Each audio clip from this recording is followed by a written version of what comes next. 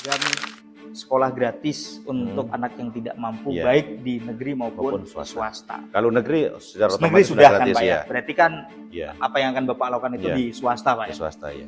Ini yang seringkali menjadi problematik Pak. Kata tidak mampu itu selalu seringkali menjadi problematik karena seringkali kita tidak tepat sasaran dalam memberikan apa yang seharusnya orang-orang tidak mampu itu bagaimana. Itu seringkali. Nah, dalam pandangan Bapak, penjabaran dari tidak mampu itu akan Bapak jabarkan secara teknis bagaimana Pak? Anak-anak seperti apa dan keluarga seperti apa yang... Jadi kita sudah diskusikan dengan Pak Iswar kalau nggak salah yang punya PSIS ya Pak? Salah. Bukan yang Persatuan Sepak Bola Iswar. Iya. Halo teman bersuara, selamat datang di Polcast, Political Podcast.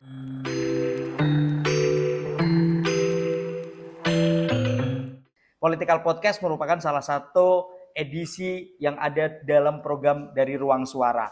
Kali ini, Political Podcast kali ini itu adalah edisi pertama, tapi kita kedatangan tamu yang luar biasa teman-teman, yaitu calon wakil wali kota Semarang yang diusung oleh Partai PDIP Perjuangan.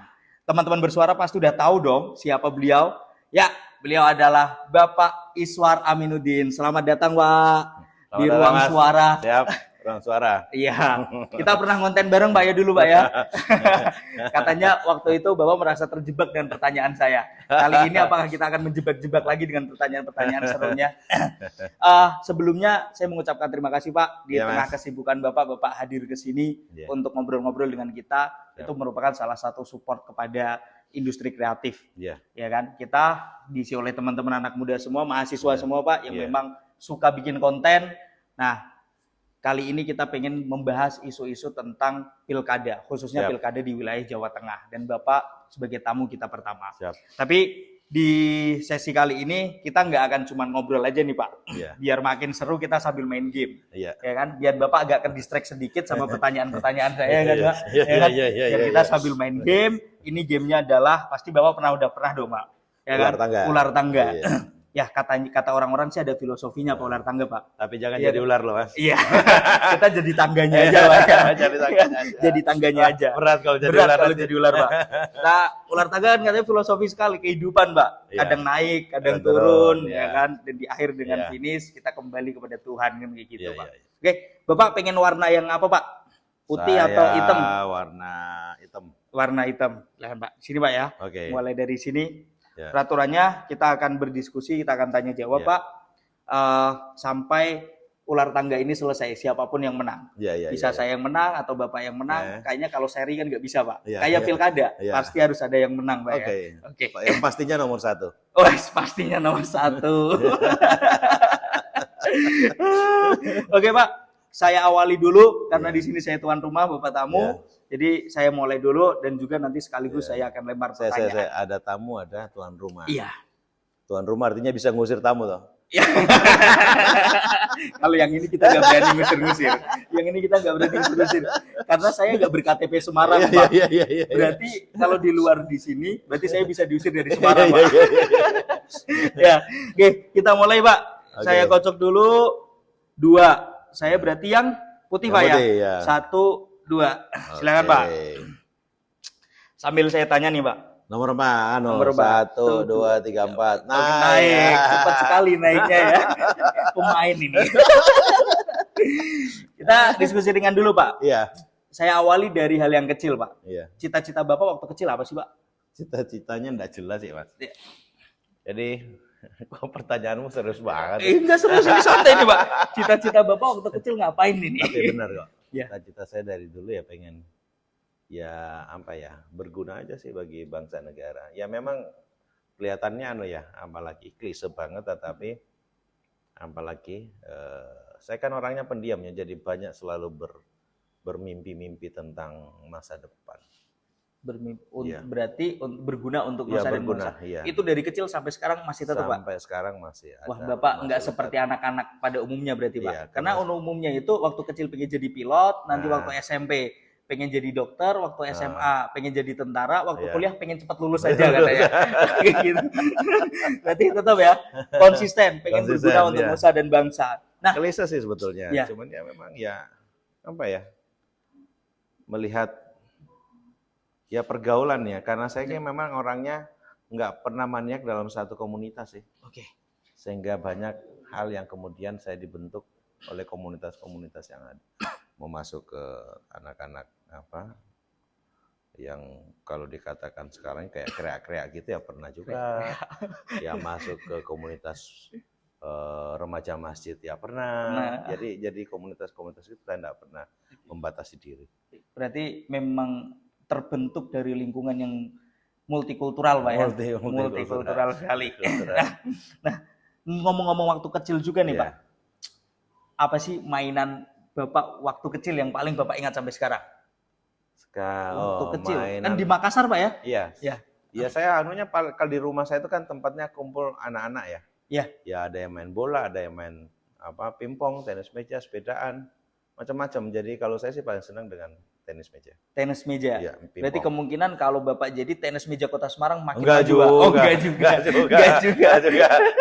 Karena sekarang saya pegang voli. Oh, sekarang pegang voli. Saya ketua cabang olahraga voli Kota Semarang. Oh, oke.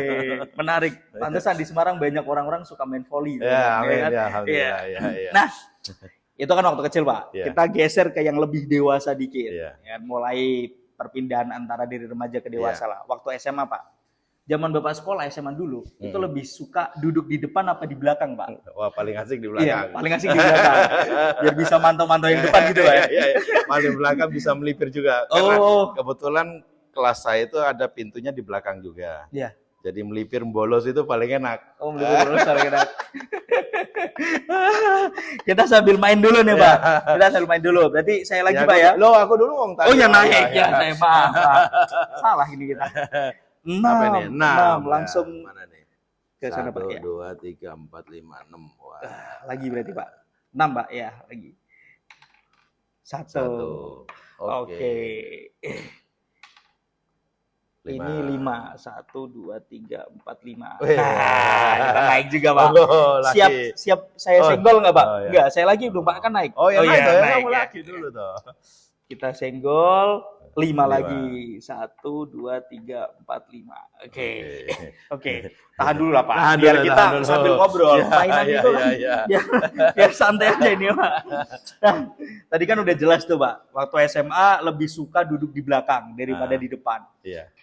Dan Bapak katanya punya circle yang banyak. Kalau kata anak sekarang circle, Pak. Punya circle yang banyak, main sama anak yang sana, sama kelompok yang sini. Iya. Nah, sama teman-teman Bapak waktu SMA itu atau waktu muda lah, Pak? Sekarang merasa muda atau tua, Pak?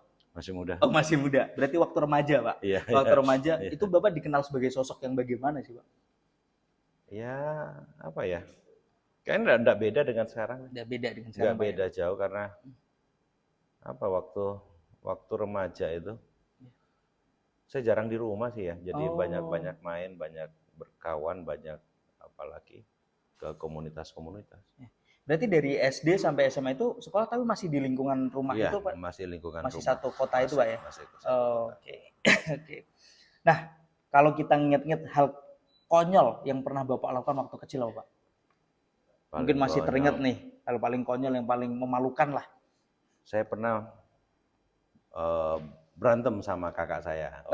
Berantem. Itu paling konyol itu memang.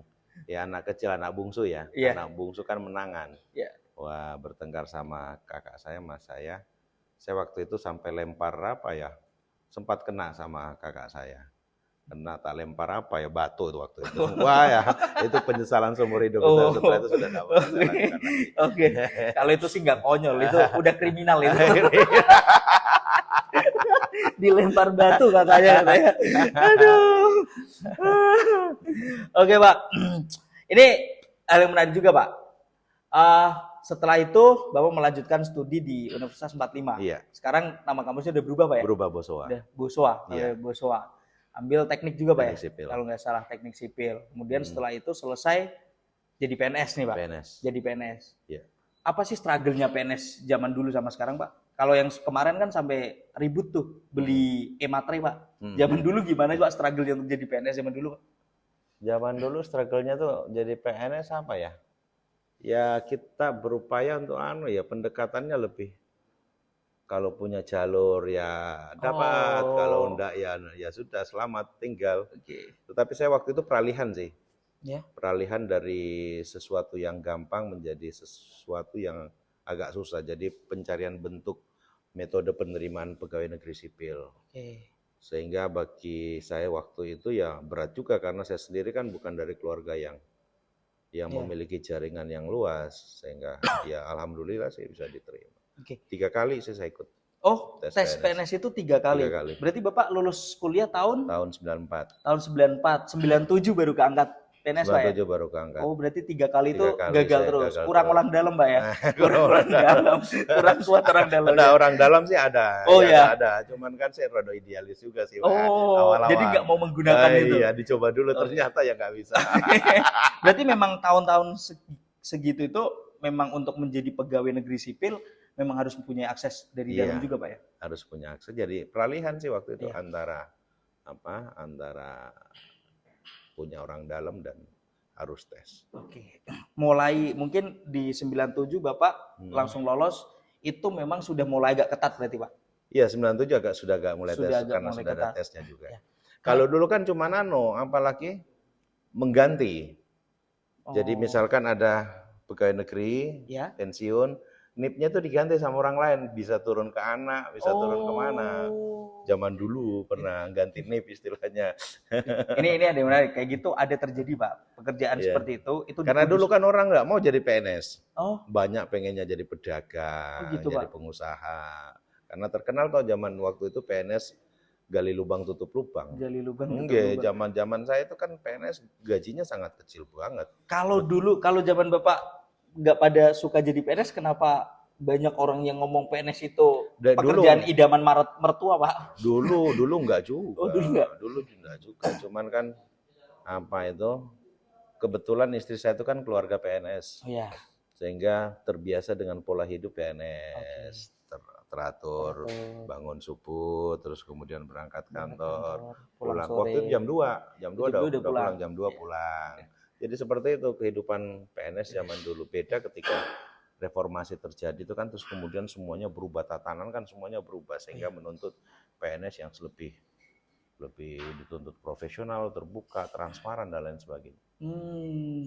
Jadi ternyata ini info menarik. Ternyata orang dulu malah pada nggak suka PNS. Iya, Nah, kabarnya yang Gajinya sedikit, Mas. berapa, Pak, gaji pertama di Saya PNS, waktu Pak? itu berapa ya? Cuman 150.000 apa berapa? 150.000. Kalau zaman sekarang mungkin perkiraannya sama kayak berapa lah, Pak? Ya sekarang ya kalau dia Sejuta 500. sejutaan paling. Sejutaan, Pak ya. Sejutaan. Oke. Berarti Bapak jadi PNS itu bukan menjadi privilege yang luar biasa berarti dulu, Pak. Bukan. Karena saya kebetulan keluarga istri PNS, sehingga ya biar enak di rumah ya saya akhirnya juga ikut tes PNS. Oh, berarti nikah dulu, Bapak? Nikah dulu. Nikah dulu. Oh, iya. Nah, ini gimana nih, Pak? Tips-tipsnya Iya. biar cepet dapat jodoh itu gimana, Pak? Untuk anak muda sekarang nih, Pak. Bagi istri saya dia bilang, daripada kamu ambil orang lain, mending kita nikah Oh, dulu. iya. Pekerjaan gampang, Mas. Oh ya, berarti yang jadi idaman itu malah jenengan, Pak ya? Oh, iya, Bukan istri, Pak ya? iya. Yang jadi idaman bukan istri. Nah ini, Pak, terus Bapak pindah ke Semarang?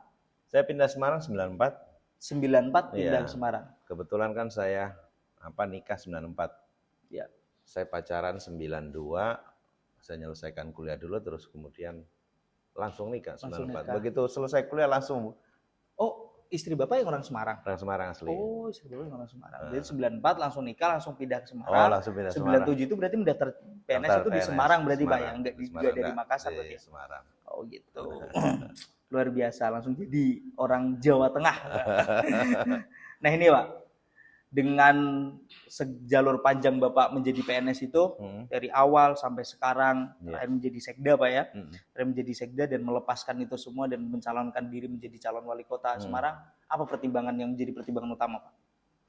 Jadi pertimbangannya gini, setelah karir kan sudah tak paham nih birokrasi, sudah hampir 30 tahun ya, sejak 90.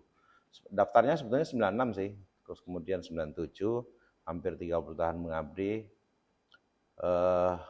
Puncak karir pegawai negeri sipil itu kan di eselon yang sekda ya.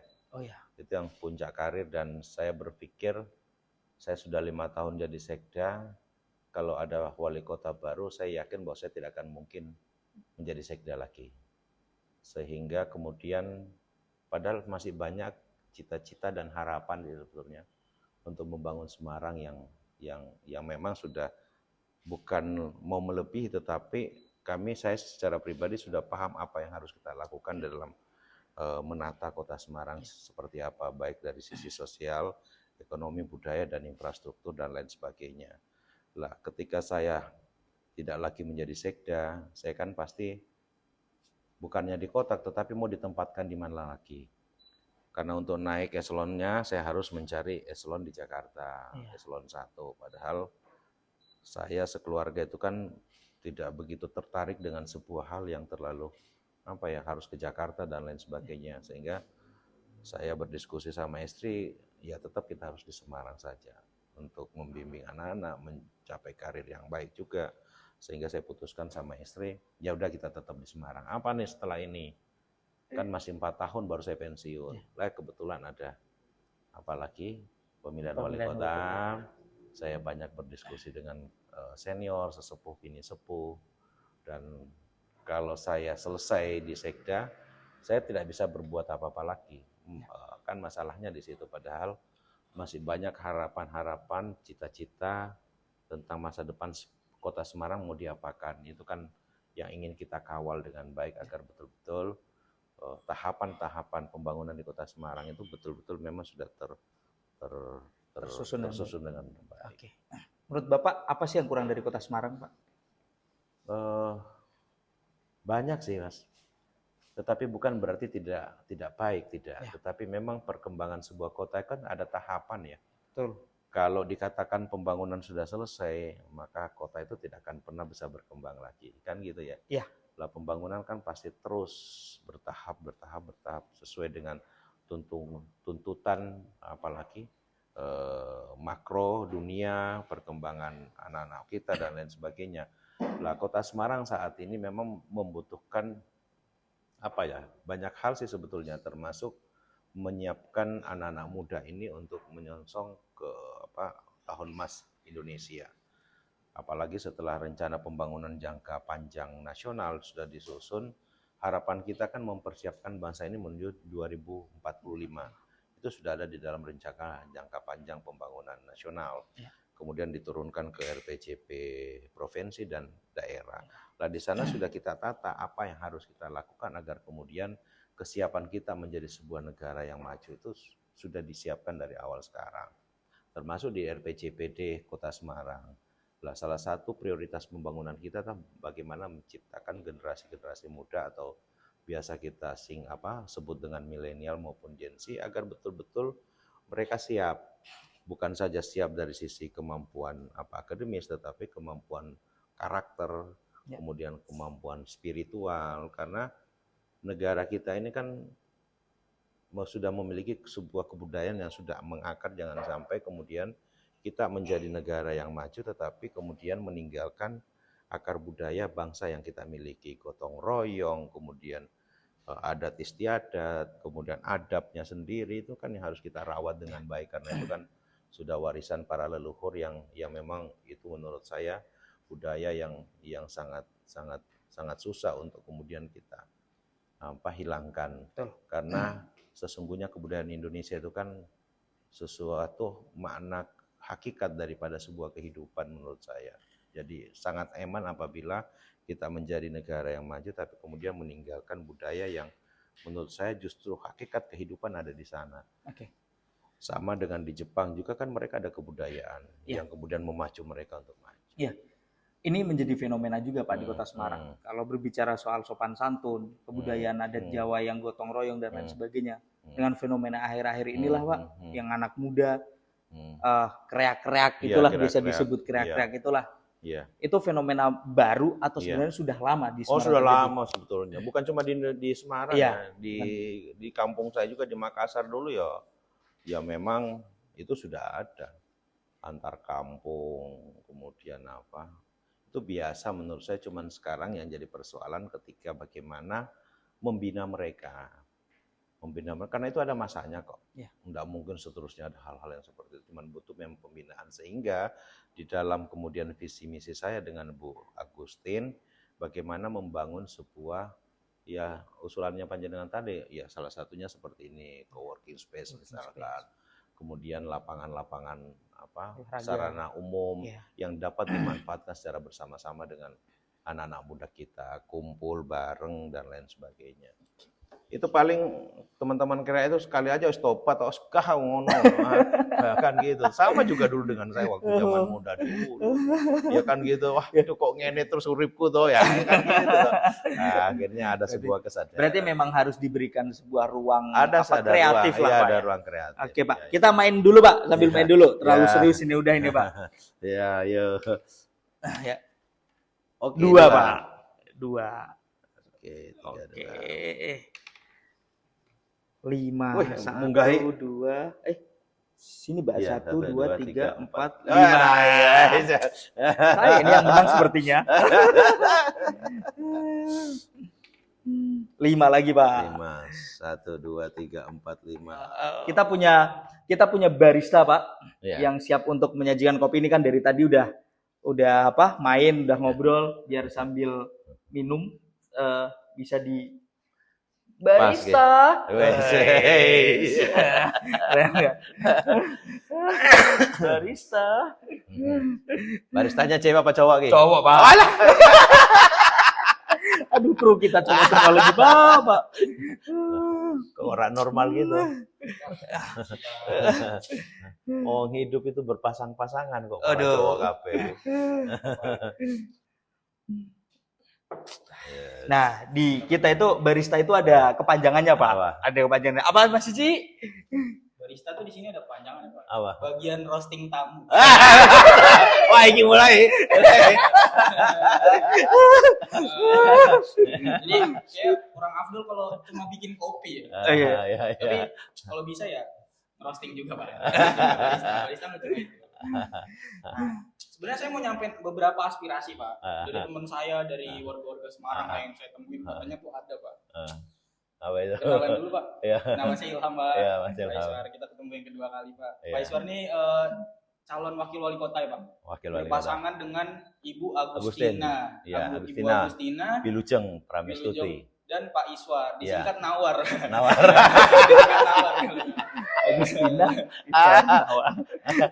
Tapi jujur sebenarnya saya ngefans banget, Pak, sama Iya, iya, iya. karena ya dari dulu saya ngeliat Bapak. Orang percaya aku nih Nggak ngefans percaya, aku. Pak.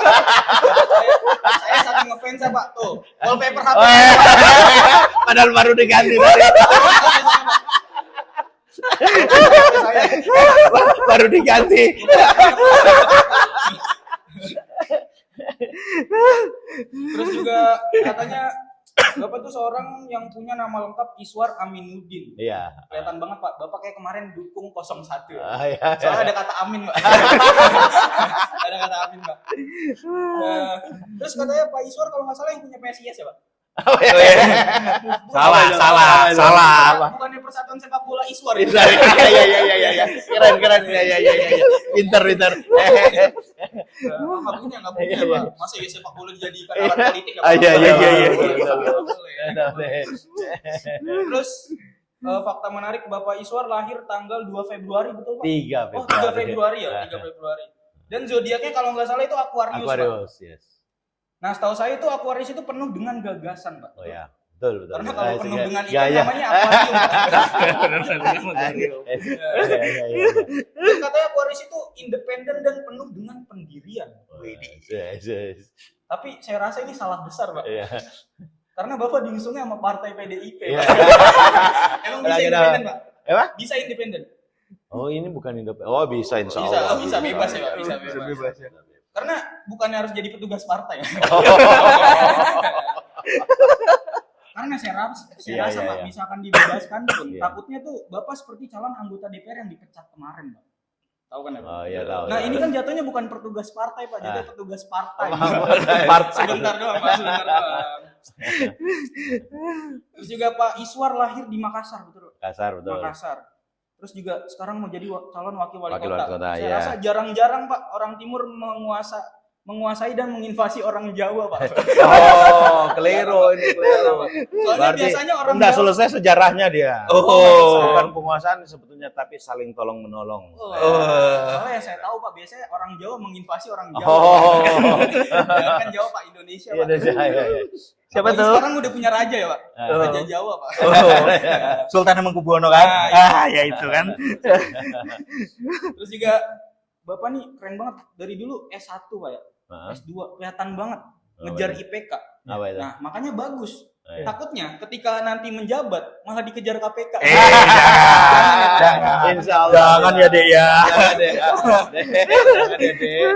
Terus juga ini saya mau ngebahas program-program Bapak. Di program Bapak ada pendidikan gratis untuk sekolah negeri maupun swasta. Swasta iya. Ini sama kayak apa program calon presiden kemarin, Pak. Karena saya rasa percuma, Pak.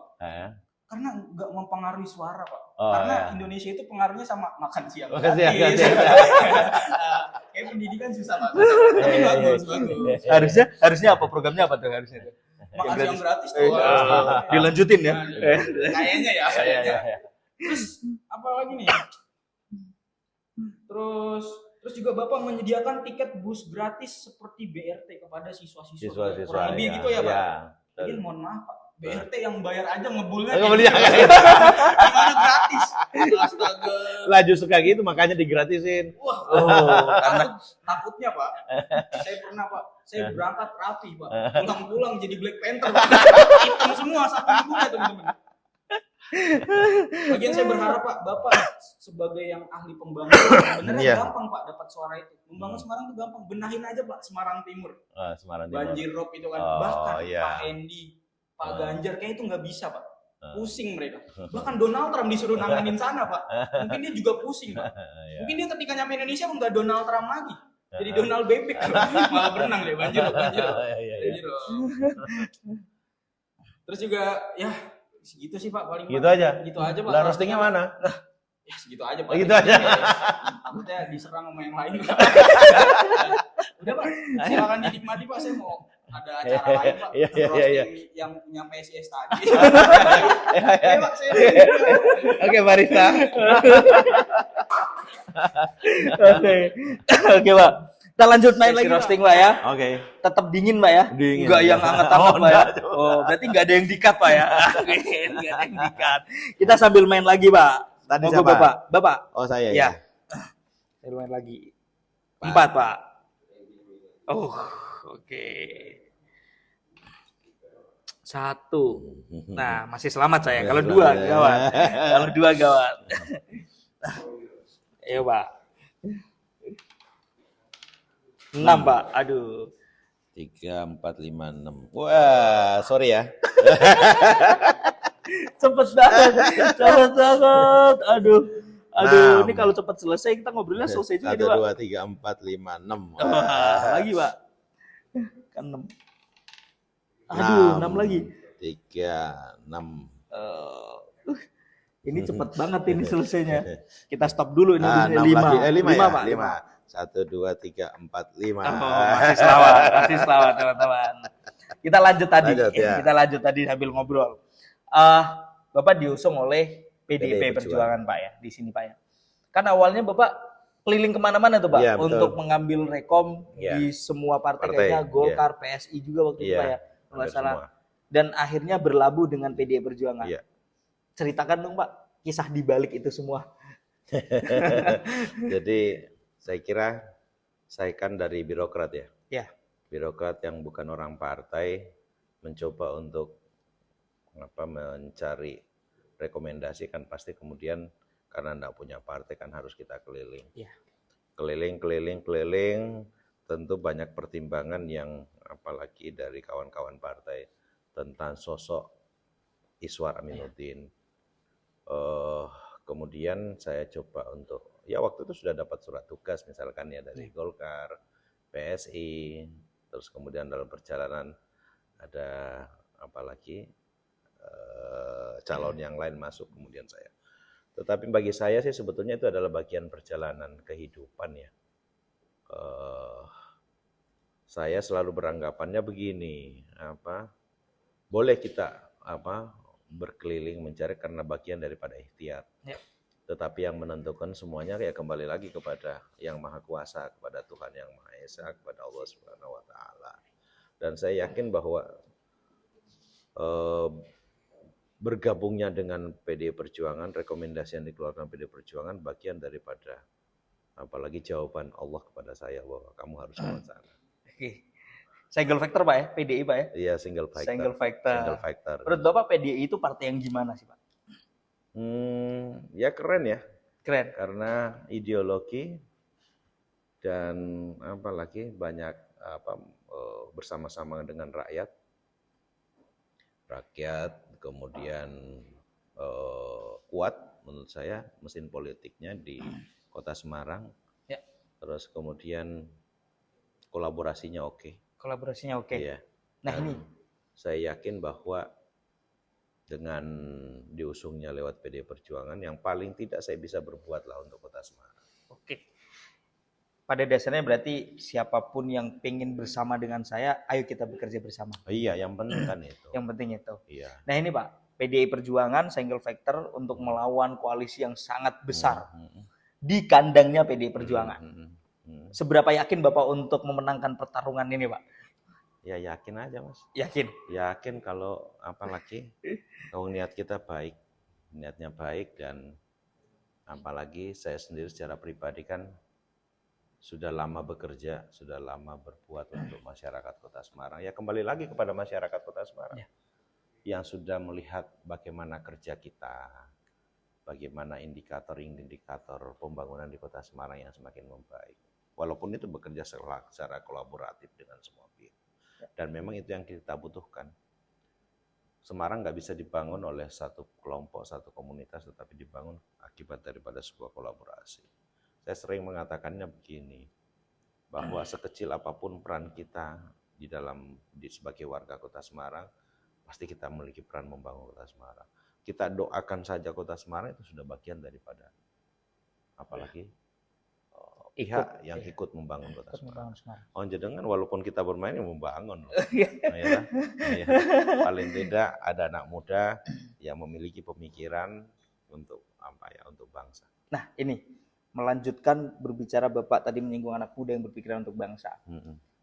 Ruang suara ini Pak, media kita itu kita bangun berdasarkan karena tingginya apatisme anak muda terhadap politik Pak. Terhadap politik. Sehingga mulai dari awal saya sama teman-teman di sini memang ya fokus ke situ. Media kita adalah informasi isu-isu politik. Tapi dikemas dengan cara yang anak muda banget lah gitu. Nggak yang terlalu kaku-kaku banget gitu. Makanya kita sambil main game, kadang tebak-tebakan kayak gitu kemarin. Itu kayak gitu Pak. Nah, menanggapi hal itu soal apatisme anak muda terhadap politik. Menurut Bapak gimana Pak? Menurut saya orang sesuai dengan bidang karakternya masing-masing, passionnya seperti apa.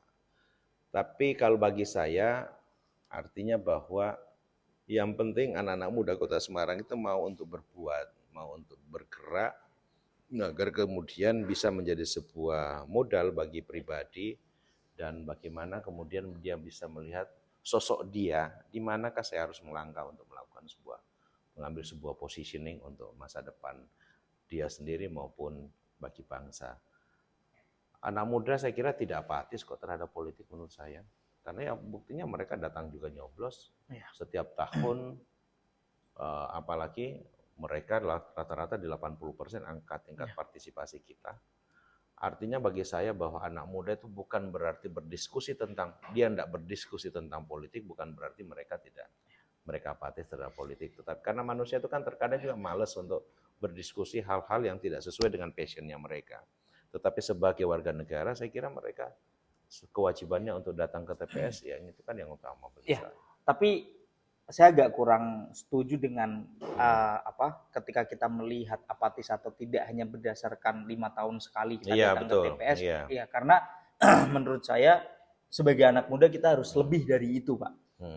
Kita sebagai anak muda yang terdidik, kita semua mengenyam pendidikan tinggi maupun pendidikan menengah, kita sudah belajar tentang kewarganegaraan, apa sih sebagai hak warga negara, apa kewajiban warga negara, kita kan bisa untuk menuangkan di situ. Kita harus juga memantau apa yang kita pilih. itu kan jenengan. Nah, itu kan harus Bisa banyak ya. pihak juga yang harus menyuarakan seperti itu. Kalau karena tidak semua anak-anak muda itu kan masuk di pergerakan ya.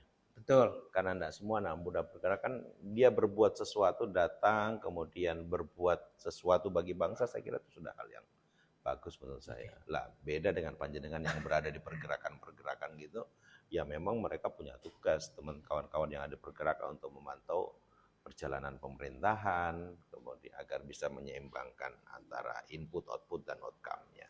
Berarti memang harus bersinergi antara satu pihak dengan pihak yang lainnya. Jadi lah, Pak. biarkanlah saya kira anak-anak muda yang memang tidak masuk dalam pergerakan sesuai dengan passionnya Passion mereka. Kan gitu Ya. ya. Kita nggak bisa memaksakan juga anak-anak muda semua mahasiswa harus masuk di pergerakan. Ya nggak bisa juga. Karena itu kan passion ya. Ya. Passion dan diskusi, ruang-ruang diskusi itu kan memang harus sering dibuka sih menurut saya. Ya. Tetapi bukan berarti bagi saya anak muda ketika dia tidak masuk di pergerakan kemudian dikatakan apatis terhadap politik. Yang penting mereka tidak apatis mencintai bangsa dan negaranya. Oke. Itu yang penting tidak apatis mencintai bangsa dan negara. Oke. Luar biasa ini. Ini jadi quote nanti. Anak muda tidak boleh apatis untuk mencintai bangsa dan negara. Lanjut, Pak. Ini saya kemarin baca-baca beberapa program unggulan dan juga visi misi Bapak yang Bapak edarkan lah. Salah satunya adalah program sekolah gratis untuk anak yang tidak mampu, baik di negeri maupun swasta. Kalau negeri secara negeri otomatis sudah gratis kan, Pak ya. Berarti kan apa yang akan Bapak lakukan itu di swasta, Pak ya. Di swasta ya. Ini yang seringkali menjadi problematik, Pak. Kata tidak mampu itu seringkali menjadi problematik karena seringkali kita tidak tepat sasaran dalam memberikan apa yang seharusnya orang-orang tidak mampu itu bagaimana. Itu seringkali. Nah, dalam pandangan Bapak, penjabaran dari tidak mampu itu akan Bapak jabarkan secara teknis bagaimana, Pak? Anak-anak seperti apa dan keluarga seperti apa yang... Jadi kita sudah diskusikan dengan tim bahwa orang tua yang berpenghasilan di bawah 5 juta. Oke. Tidak mampu dalam hal ini adalah orang tua yang berpenghasilan 5 juta ke bawah. Dan tentu kita harus memiliki basic data yang kuat. Dan saya yakin bahwa kawan-kawan di pemerintah Kota Semarang sudah memiliki data-data tersebut. Berapa sih apalagi masyarakat kita yang tidak mampu menyekolahkan anaknya. Bukan tidak mampu ya, mereka mampu tetapi kemudian kan menjadi beban keuangan rumah tangga ya. Harusnya mereka bisa untuk menabung, tetapi ada biaya pendidikan yang harus mereka keluarkan. Jadi intinya bahwa program kami bagaimana meringankan pengeluaran rumah tangga. Bukan untuk memperkaya diri, tidak, tetapi dalam rangka meringankan beban pengeluaran dari rumah tangga dari masing-masing siswa ini. Sehingga yang kami anggap bahwa 5 juta ini adalah proporsi yang menurut kami ideal untuk kita bantu. Ya toh, karena kita menghitung pengeluaran harian, listrik, air, pendidikan, kesehatan, asuransi dan lain sebagainya. Nah, ada saving berapa yang mereka harus sisipkan untuk menampung, itu kan juga penting bagi kemudian kelangsungan mereka. Terus kemudian kita sudah menghitung kira-kira berapa pengeluaran pemerintah untuk anak-anak kita yang orang tuanya hanya berpenghasilan di bawah 5 juta. Ini Pak, berpenghasilan di bawah 5 juta di Kota Semarang, Pak ya. Bahkan UMR Kota Semarang aja nggak nyampe 5 juta, Pak. Nggak sampai 5 juta. 3,2. Iya, 3,2. Ya. 3,2. Berat suami istri biasa sudah. Oh, suami istri. Berarti kalau yang istrinya nggak bekerja, cuma suaminya, itu berarti bisa dibantu. Berarti artinya gini, Pak. Bisa nggak saya menyimpulkan bahwa UMR 3,2 di Kota Semarang untuk menjadi itu adalah gaji yang sudah tidak layak didapatkan untuk orang hidup di Kota Semarang, Pak. Bisa dikatakan seperti itu, Pak. Berarti Bapak punya komitmen dong, Pak, untuk meningkatkan UMR di Kota Semarang. Nah, begini, UMR itu kan ada dua pihak ya. Ada dua pihak, buruh dan pengusaha. Ya tentu hasil diskusi lah tripartit. Ini yang akan berdiskusi. Kami kan hanya memfasilitasi saja, fasilitator terhadap kepentingan semua pihak. Karena jangan sampai yang mana nih yang mau diuntungkan dulu kan itu juga repot nanti sehingga kita harus berkeadilan untuk berada di tengah. Tapi kan agar pengusaha juga bisa berjalan, buruh juga bisa jalan. Jangan dikatakan, makanya kan kemudian walaupun UMR 3 juta, makanya ada peran pemerintah di sana. Peran pemerintah apa? Ketika sakit, dia bisa gratis masuk di kelas 3. Ya. Dengan UHC yang dimiliki oleh pemerintah Kota Semarang. Terus kemudian pendidikan, mereka masuk negeri gratis. Kan gitu ya. Karena beban sesungguhnya hidup itu kan kemudian untuk pengeluaran listrik dan lain sebagainya. Nah, ini yang coba kita kurangi pengeluaran mereka sehingga UMR yang 3,5 juta ini mampu untuk menjadi sebuah kehidupan dipakai untuk kehidupan masyarakat kita yang berpenghasilan 3 juta pas itu. Tapi layak nggak Pak? Menurut saya layak ketika pemerintah berada di sana. BPJS ada, UHC ada, ya toh. Pendidikan gratis, transportasi bagi anak-anaknya juga untuk ke sekolah juga gratis, kan cukup. Ya. Saya sepakat dengan itu, Pak. artinya, Paling untuk makan saja, apalagi makan sekarang gratis untuk anak sekolah. Disenggol. Iya, makan siang gratis Pak ya. Udah cukup, makan siang udah gratis. Jadi, ya kita berharap kita semampu mungkin bagaimana masyarakat kita bisa happy. Ya, saya teringat ada satu lah tokoh yang mengatakan bahwa masyarakat Indonesia itu udah nggak butuh apa-apa, butuh mereka punya rumah, sekolah mereka gratis, pendidikan kalau ada anak-anak pengen perintahan gratis, kalau sakit mereka udah nggak pusing beli obat. Soal besok makan apa, orang-orang Indonesia udah pada pinter di situ. Sudah pinter, ya betul. Tapi di sini yang harus diperhatikan adalah bagaimana dua hal itu memang bisa berjalan dengan maksimal. Kalau memang sekolah sampai tingkat SMA, iya Pak, kita akui itu memang sudah selesai lah, clear, gratis lah Pak. Perguruan tinggi yang menjadi problematik. Apa kebijakan kepada perguruan tinggi? Saya kira begini, di dunia kerja kita kan juga perguruan tinggi harusnya juga memiliki yang vokasi. Karena kita berharap bahwa alumni yang ditelurkan itu adalah alumni yang memang memiliki pangsa pasar. Karena sekarang kan memang tingkat pengangguran terbuka Kota Semarang kan sudah mulai menurun nih. Dari pernah turun terus kemudian naik ketika terjadi COVID-19 2020, ini tingkat pengangguran terbuka kita juga sudah mulai menurun lagi. Sudah menuju pada angka sama dengan sebelum COVID. Artinya apa? Bahwa kita sudah berada nih di jalur rel yang benar. Tinggal bagaimana kemudian TPT kita ini semakin kita turunkan, ini harusnya memang di Kota Semarang kan sudah ada yang namanya tim vokasi daerah. Itu terdiri dari pemerintah, kemudian ada dari perguruan tinggi, dari vokasi dan lain sebagainya.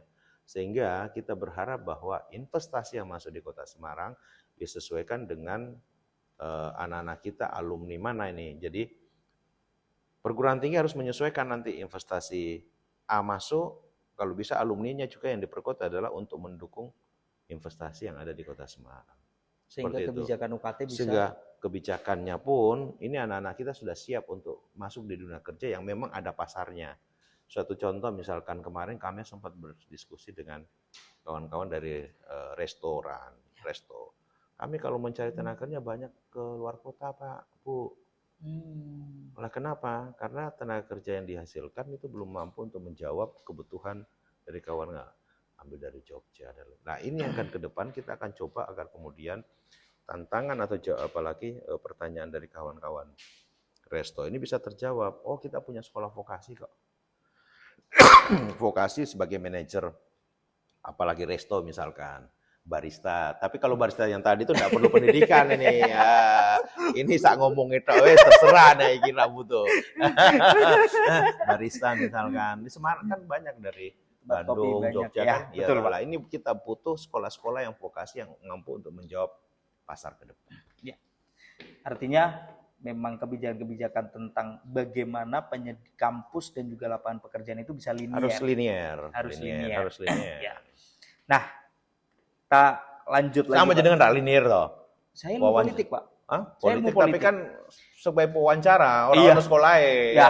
Ini kan isunya yang saya wawancara juga politik juga. Saya kuliah jurusan ilmu politik, bukan orang komunikasi toh. Bukan, Pak. Cuman suka ngomong aja, Pak. Kalau di tongkrongan tuh katanya kebanyakan ngomong nggak boleh gitu. Oke, daripada kebanyakan ngomong di tongkrongan, kebanyakan ngomong di podcast gitu aja, Pak. Gitu.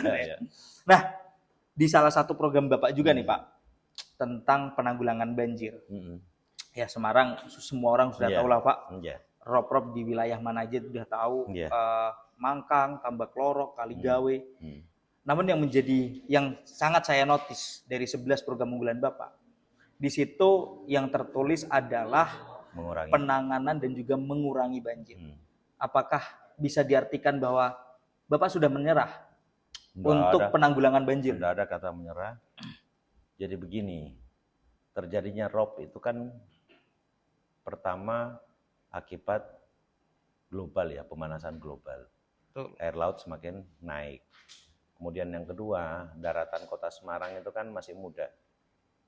Terdiri dari tanah aluvial yang masih terjadi kompresi, jadi pemadatan terus menerus. Sehingga kalau setiap tahun turun sekitar 10 cm, maka 10 tahun mendatang kan 1 meter ya. 100 cm. Artinya apa? Bahwa resiliensi City Kota Semarang ini memang harus betul-betul kita jaga. Jadi Kota Semarang adalah kota yang berketahanan. Jadi jangan bermimpi Semarang akan bebas banjir. Bukan bebas banjir, bebas rob. Kalau banjir rob, bisa. Ya. Bisa rob. Kita tangani kalau banjir. Banjir itu kan sesuatu hal yang bisa kita manage ya. Artinya apa? Bahwa kita harus bekerja secara utuh nih. Utuh apa? Dari masyarakatnya. Masyarakat itu harus kembali kepada lingkungan, kesadaran lingkungan. Suatu contoh misalkan di daerah Gunung Pati, Mijen, ojo ngeyel nih, misalkan dilarang oleh pemerintah untuk membangun. Ya, oke lah membangun, tetapi kemudian bagaimana persoalan air hujan yang masuk ke dalam tanah ini sudah selesai dalam satu rumah. Misalkan dari atap, kemudian turun di talang, jangan dibiarkan masuk ke jalan. Kalau bisa diserapkan masuk ke dalam tanah. Kalau setiap rumah membuat seperti itu, selesai persoalan banjir. Jadi bagi kami ini pengetahuannya tentang air itu kan hidrologi ya. Kebetulan saya teknik sipil.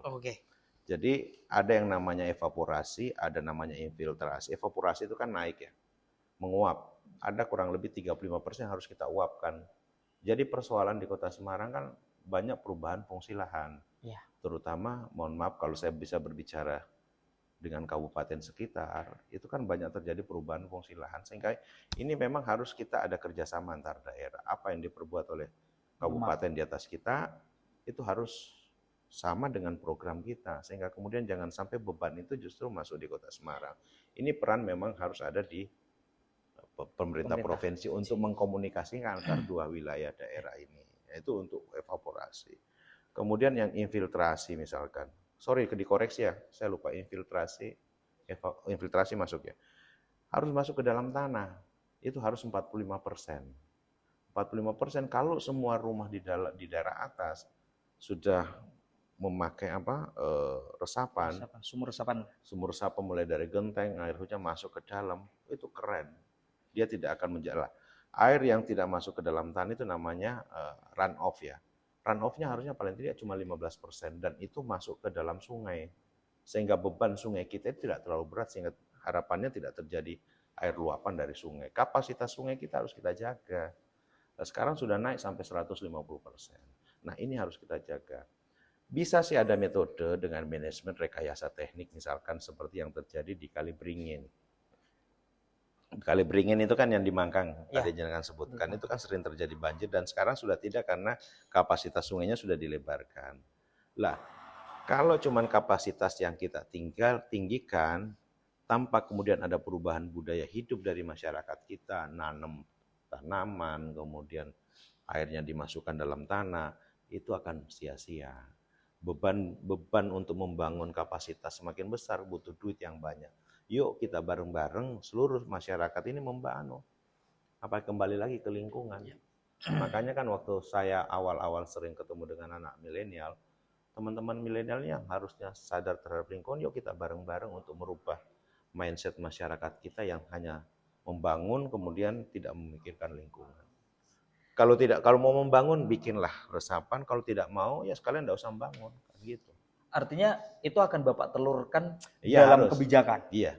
Pembangunan di lingkungan hijau semisal itu harus sesuai dengan prosedur. Dan kita harus reboisasi. Harus reboisasi, Pak. Harus reboisasi. Kalau tidak reboisasi berat. Secara jangka pendek apa yang terjadi oleh masyarakat di Tambak Lorok, Kaligawe terhadap banjir rob? Bagaimana, Pak? Kalau banjir rob ini kan sebetulnya sudah hampir selesai persoalannya. Jalan tol ini kan masih bangun ini. Dijadikan tanggul, kemudian ada kolam retensi. Kolam retensinya kurang lebih 250 hektar. Itu kan mampu untuk menampung apalagi air hujan masuk, luapan dan lain sebagainya. Lah rob ini kan ditanggul sudah nggak masuk lagi. Cuma jadi persoalannya pompa-pompa ini harus semakin lama semakin besar. Ya, karena kan sudah dihalang, sungainya sudah ditutup. Nggak langsung buang ke laut, sehingga pompa itu yang menjadi berarti seakan-akan kayak bikin danau baru, Pak. Danau baru. Bikin danau baru melebihi kapasitas dipompa, ada tambahan kapasitas, tambahan volume dipompa ke laut. Berarti besar harapan untuk masyarakat Tambak Lorok, semoga memang apa yang disampaikan ini. Tambak Lorok nanti ya setelah selesai masalah robnya, kemudian kita kembali ke jadi begini. Tambak Lorok itu memang dikatakan pesisir ya. Justru bagi saya Tambak Lorok adalah sebuah potensi untuk kita kembangkan pariwisata. Kenapa? Ada kebudayaan asli di sana, masyarakat sering kongko, sering duduk, sering bersinergi, komunikasi dan lain sebagainya. Sehingga ketika ada orang luar, asik ya masyarakatnya, bawa ke sana. Tapi harus bersih, harus rapi, estetikanya masuk. Kampungnya harus bersih, tidak kumuh. Oke, luar biasa. Tambak Lorok, ya semoga benar-benar menjadi tempat Saya wisata. sudah ngawal ke Tambak Lorok sudah dari dulu. Tambak Lorok, kemudian Tambak Rejo. Saya nemenin mereka. Rejo. Oke, Pak. Kita sambil main lagi, Pak. Tapi jangan cepat diselesaikan, Pak ya.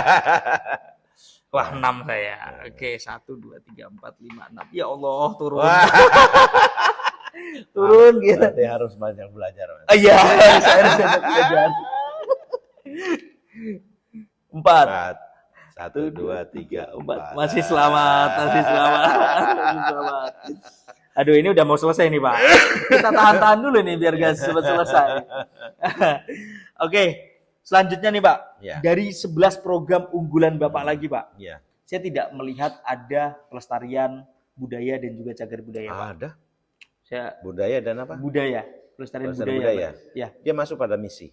Masuk pada misi. Iya. Enggak masuk pada 11 unggulan. Iya. Ya, enggak masuk dalam unggulan, tetapi saya kan sering katakan bahwa kita untuk menjadi besar harus berangkat dari kebudayaan. Ya. Jadi itu masuk dalam misi kita. Ya. Namun secara teknis tentang mengenalkan budaya kepada masyarakat bagaimana, Pak? Karena saya orang yang suka jalan-jalan, Pak. Saya suka jalan-jalan ke museum, ke tempat-tempat hal yang lain. Banyak perbedaan yang sangat jauh antara museum-museum di Kota Semarang dengan yang ada di berbagai kota, ya kan? Apalagi kayak Solo, Jogja, mereka sudah dengan tagline-nya melahirkan yang lama dengan cara yang baru. Mungkin seperti itu. Nah, di Semarang sendiri ada paling tidak ada 2 museum ya, Pak ya. Ada museum Mandala sama Ronggowarsito. Nah, akan Bapak seperti apakan itu 2 tempat itu? Jadi begini, Mas. Museum itu ya memang oke. Akan bagian daripada sebuah perjalanan sejarah ya. Lah, kalau kita di Semarang ini saya sudah sering katakan bahwa Semarang kita kan mau jadikan sebagai kota pariwisata. Dan itu sudah terbukti sejak sebelum Covid. Tingkat kunjungan wisatawan kita itu kan mengalahkan kunjungan wisatawan di Candi Borobudur. Oh iya. Kota kita ini kan tidak punya ikonik kayak ada misalkan Jogja, Solo punya keraton. Kemudian Bali punya pasir putih, kita nggak punya. Makanya kemudian kebudayaan yang berkembang di Kota Semarang ini jangan letterlek kemudian dikatakan budaya itu hanya kemudian ada keraton, tidak. Tetapi pola kebiasaan hidup masyarakat ini adalah sebuah kebudayaan dan itu harus kita ciptakan tempat-tempatnya. Saya sepakat dengan tadi menyampaikan kalau saya bukan cuma museum saja, tetapi ada pusat aktivitas kebudayaan masyarakat yang harus kita bangun. Dan itu ada dalam program kami. Programnya apa? Ya kosek to ya. Rahasia-rahasiaan ini. Ya itu, Pak. Karena anak sekarang, anak muda lah, terutama anak muda sekarang, kalau ditanya pergi kemana paling Hmm. seru untuk jalan-jalan rame-rame itu bukan mall lagi untuk menjadi tujuan Iya, mereka, Pak. betul. Terlalu mahal untuk pergi Terlalu ke mall, mahal, Pak. iya, Terlalu terlalu mahal. Makanya sering kali muncul Hmm. ide-ide kayak anak sekarang itu museum date, Yes, ya kan, betul, paham. aquarium date. Ya kayak gitu itu nanti Iya. kita bangun. Nah, itu kan butuh bagaimana museum dimodernisasi Mhm. sehingga spot fotonya Iya, menarik, menarik, edukasinya tetap Iya. dapat. Nah, itu yang Iya. memang saya rasa di Kota Semarang belum ada Iya. itu. Itu akan kita bangun nantinya. Oke. Tapi perlu diingat, Mas, yang namanya kota metropolitan itu bukan kota yang berdiri sendiri. Iya.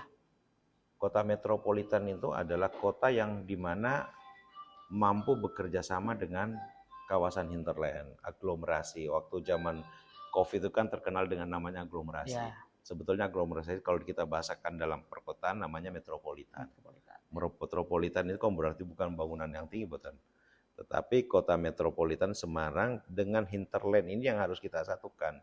Sehingga wisatawan yang mau mencari pasir putih, ya carilah di Semarang. Semarang mana ya? Jepara. Iya. Ya, sehingga sama dengan Borobudur.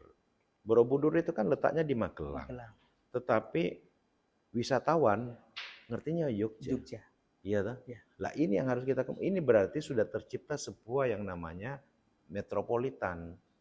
Saling menyangga apa kebutuhan masyarakatnya yang tidak ada di daerah yang bisa ada di kabupaten. Pentingnya aksesibilitas dan konektivitas. Itulah yang namanya kolaborasi. Oke. Makanya saya sudah mengusulkan, makanya di program kami mengusulkan agar kemudian aksesibilitas, konektivitas untuk mendukung masing-masing wilayah dapat terhubung dengan baik. Semarang sebagai center misalkan mampu memberikan sebuah hal yang positif bagi Kendal, bagi Ungaran, bagi Jepara, bagi Demak, bagi Gerobokan. Nah, itu yang namanya kota yang bisa bersinergi. Kalau kita negara kesatuan Republik Indonesia, nggak bisa berdiri sendiri. Nggak bisa membangun kota sendiri. Nggak bisa sendiri. Harus Kita memiliki keterbatasan sendiri. Jepara masa mau ngimpor barangnya, ekspor barangnya lewat Jepara, nggak punya pelabuhan ya ke Semarang. Saya mau beli apalagi mebel furniture yang bagus kayu jati, aku ke Jepara. Aku mau pasir putih ya ke Jepara. Sehingga ini konektivitasnya terbangun. Memang harus terkoneksi satu sama Iya. lain. Ya. Nah, ini juga tentang kalau kita pengen jalan-jalan, Pak, di Semarang. Satu yang menjadi PR kita itu adalah iklim. Terlalu panas sekali Semarang. Saya ingat dulu mungkin waktu saya masih mahasiswa baru itu di Semarang tahun sekitar 2020-an mungkin ada kayak blower, Pak, ya, di lampu merah di beberapa titik. Itu ada kayak blower yang sekarang sebelum sudah COVID itu ya. Iya, sebelum COVID ada blower. Sekarang sudah nggak ada. Tapi saya rasa bukan itu solusinya. Bukan itu solusinya. Bagaimana, Pak? Ya, jadi begini, Mas. Di dalam nggak salah unggulan maupun misi visi kami itu ada kembali kepada kelestarian. Itu adalah maksudnya adalah lingkungan. Sustainable. Artinya bahwa nanti kami akan kemudian mengembalikan bagaimana pusat-pusat kota ini hijau-hijaunya sudah. Tetapi memang masyarakat juga harus bareng-bareng, Mas. Jangan sampai kemudian pohon yang sudah puluhan tahun, tahu-tahunya besok mati. Kenapa? Ada yang gerawat. Bukan gitu, ada nyirami solar. Itu juga banyak terjadi seperti itu. Jadi masyarakat ayo bareng-bareng. Eman-eman pohon yang sudah tertanam sampai sudah puluhan tahun sampai kemudian dimatikan hanya karena sebuah bangunan yang agar terlihat. Padahal sebetulnya konsepnya itu kan pohon itu bagian daripada hajat hidup kita. Ya memang, Pak. Kalau saya kadang kan main juga kemana-mana, Pak, ya. Kadang di Jakarta, kadang kalau bandingin antara Semarang dan Jakarta itu kadang lebih panas Semarang juga, Pak. Oh iya pasti. Iya. Lebih panas Semarang. Ya memang. Saya sepakat, Pak, bahwa pemerintah nggak bisa berjalan sendiri. Pemerintah harus berjalan bersama dan beriringan dengan masyarakat. Kalau pemerintah udah bangun, udah nanam pohon banyak nih di jalanan biar biar lebih teduh gitu untuk kita jalan-jalan, ya masyarakat ikut merawat, dirawat. Kadang kalau nggak bisa merawat jangan dimatikan. Nah, minimal kalau nggak bisa berbuat baik itu jangan merusak. Gitu. Kalau nggak bisa berbuat baik jangan merusak. Lanjutkan, Pak, tinggal dikit, Pak. Kita tinggal dikit saya Pak ya. 3 ya Allah. Ini apakah ini saya akan kalah? 3. Loh, Pak. Oh, jangan putus asa. Iya Pak, karena Bapak sebentar lagi turun ke sini. Oh. Bismillah. 1 ya kan? Turun. Senang, Pak. Terjun payung Pak. Terjun payung. Aduh 1. 1. Ini kalau Naik, Mas. oh iya naik saya Pak. Wes. Nah. 1 lagi naik lagi Pak saya Pak. Wes. Memang cepet ini Pak. Memang cepet ini. 1 Satu lagi ya Allah, lagi. tapi kok ini turun ya? Oh.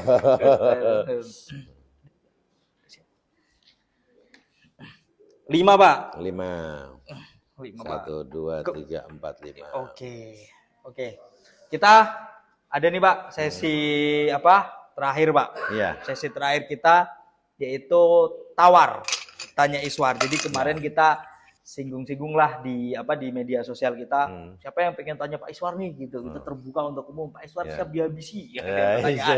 Gitu. Kita lihat ada beberapa pertanyaan, mungkin 3 kalau nggak salah yang kita pilih Pak di sini. Silakan. Oke, dari Masrul, @Masrul. Bapak, apa ada program atau kolaborasi dalam mengatasi masalah lingkungan atau perubahan iklim di Kota Semarang? Tadi udah sedikit disepil sih Pak ya. Mungkin bisa dibahas lagi Pak, lebih singkat mungkin. Jadi yang saya katakan tadi bahwa lingkungan itu tidak bisa kemudian hanya pemerintah. Betul. Penanganan banjir rob di Kota Semarang harus melibatkan semua unsur, harus berkolaborasi. Pemerintah bisa berada di sana hanya dalam rangka meningkatkan kapasitas. Kapasitas misalkan sungainya debitnya tinggi, kita bikin sungainya semakin lebar. Lama-lama Semarang juga jadi sungai semua kalau gitu loh. Nah, harusnya kolaborasi kembali lagi kepada lingkungan. Masyarakat harus kita bareng-bareng nanam lagi kerjasama antar daerah, ya toh? Terus kemudian setiap rumah, setiap pengembang harus menyelesaikan dulu persoalan airnya sendiri. Jangan airnya kemudian dilimpaskan langsung masuk ke saluran. Jadi beban Kota Semarang. Sehingga kalau kita mampu berkolaborasi, maka biaya untuk memperbaiki lingkungan di Kota Semarang itu sangat ringan. Terkait pembatasan penggunaan air tanah gimana Pak? Pembahasan air tanah itu yang khususnya untuk di daerah-daerah yang sudah merah. Di Semarang Utara termasuk salah satu titik yang sudah merah yang sudah tidak boleh ada penggunaan air tanah. Oke. Jadi perlu setuju Mas Rul. Setuju dengan yang namanya kolaborasi di dalam penanganan persoalan. Kita harus sampai aja Pak, kita harus berkolaborasi. Siap. Pemerintah dan juga masyarakat. Mungkin Mas Rul nanti bisa ikut juga. Tangannya gini-gini aja enggak apa-apa, Mas. Aduh. Kita diajak kampanye nih teman-teman. Ini kalau kampanye biayanya beda ini. Lanjut, pertanyaan selanjutnya. Dari Afdelaf. Semarang banyak kriak Pak. Gimana nih menanggulanginya menurut Bapak? Nah, banyak kriak nih Pak. Ini biasanya anak-anak muda yang suka keluar malam ini Pak. Kayak gini Pak. Jadi khawatir mereka dengan kriak. Iya Mbak Delaf ya. Mbak Delaf. Saya kira untuk mengurangi kriak-kriak itu ya makanya dibutuhkan pusat kegiatan masyarakat. Di dalamnya ada milenial, anak-anak muda, kemudian ada Gen Z. Kemudian kita beranjak untuk berkompetisi. Sebetulnya anak muda itu kan senang kompetisi tuh dalam rangka memunculkan eksistensinya di tengah masyarakat. Kompetisi apapun itulah. Hari ini kan juga saya sama kawan dekat mengadakan kompetisi. Ternyata pesertanya untuk ikut ramai banget. Lah memang kota-kota itu kan sebetulnya harusnya banyak difasilitasi kegiatan-kegiatan seperti itu. Anak-anak apalagi di negara-negara maju, kita mencari atlet-atlet yang kuat dan memang profesionalismenya tinggi karena kebiasaan mereka memang ada fasilitas untuk mereka untuk berbuat, melampiaskan emosional, melampiaskan kemampuannya kan mereka seperti itu, kayak merdeka, benar-benar merdeka. Berarti memang mungkin Pemkot Kota Semarang nanti mungkin yang kira-kira itu kita masukkan di persilat aja. Nah, jadi, itu Pak, kasih ring aja Pak, itu jadi ring aja. Nah, ya keren tuh itu. Di depan Simpang 5 itu kasih ring, udah krak-krak sini kau. Tarung kau sini gitu. Ada pertandingan internasional, dia suruh ikut. Iya, betul Pak. Iya betul, daripada di jalanan daripada di jalanan ya. Gitu Mbak Afdel. Nanti dibangunkan ring katanya di Simpang 5 buat krak-krak yang pada berkelahi di situ. Iya, berkelahi di sana, kita salurkan hobinya, ada pertandingan internasional, kita kirimkan aja mereka ke sana. Betul. Lanjut. Mas Evan, Naufal Evan, Pak Iswar, bagaimana dukungan pemerintah terhadap tim sepak bola kebanggaan kita PSIS Semarang?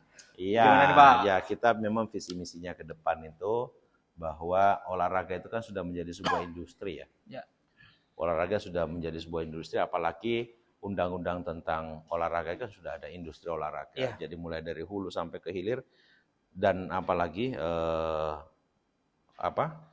supporter adalah bagian daripada industri olahraga. Betul. Ini harus kita memang betul-betul bahwa kalau saya tidak berbicara hanya PSIS saja, tetapi semua cabang olahraga harusnya menjadi sebuah industri. Karena apa? Sangat eman-eman ketika kemudian ini kita tidak olah menjadi sebuah industri. Pada ada nilai yang mungkin bisa memberikan kesejahteraan bagi masyarakat. Nah, saya sepakat tadi apa? Siapa? Ilham. Barista sempat nyinggung Barista. sedikit. Jadi PSIS ke depan saya kira manajemen harus kemudian betul-betul memperhatikan lagi. Kami dari pemerintah kan bisa memberikan fasilitasi, memastikan bahwa semua olahraga kalau bisa menjadi sebuah industri yang mampu membawa nama Kota Di Semarang. volley apa yang sudah Bapak lakukan, Pak? Di Untuk volley, maju iya, menjadi jadi ranah industri itu. saya berupaya agar kemudian volley ini paling tidak menjadi memasyarakat dulu.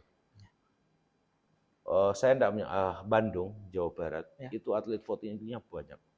Dan banyak yang viral lah. Ya. Ya kan, biasa lihat di viral ya Betul, pemain volley-nya Jawa Barat, Bandung kan gitu ya. Ganteng-ganteng, ayu-ayu. Betul. Ya, Nah, kalau yang ayu-ayu saya lihat pokoknya. itu kan sudah menjadi industri mereka. Termasuk klubnya beliau, mantan presiden kita. Kan juga punya klub gitu. Oh. Pak SBY. Pak SBY punya Ya, itu juga volley. volley. Nah, itu ke depan memang kita berharap bahwa Kota Semarang juga memiliki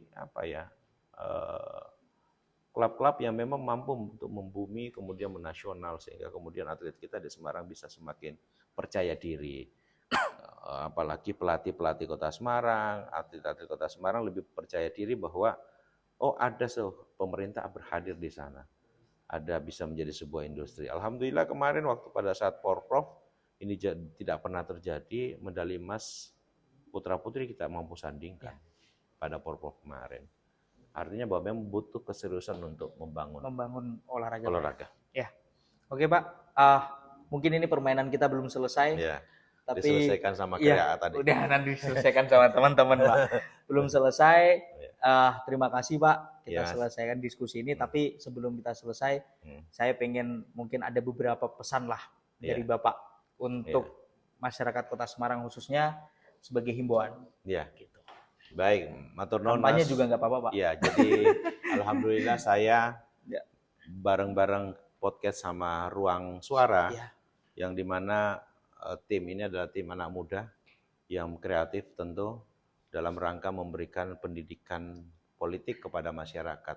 Anak-anak muda ini memang harus banyak berbuat. Apapun bidang yang panjenengan lakukan, apapun bidang yang panjenengan tekuni, itu agar kemudian betul-betul panjenengan tekuni, jangan berpindah-pindah. Ruang Suara adalah mewakili panjenengan sebagai sebuah contoh agar kemudian ke depan kita memiliki sebuah pengetahuan, memiliki karakter yang sangat kuat untuk membangun karakter kita, pribadi kita maupun bangsa dan negara. Untuk itu kawan-kawan sekalian, yuk kita bawa Kota Semarang menjadi kota yang inklusif, sustainable, berkelanjutan, dan memiliki anak-anak muda yang mampu menjawab tantangan ke depan. Kita jangan kalah dengan anak-anak muda yang dari kota-kota besar yang lainnya.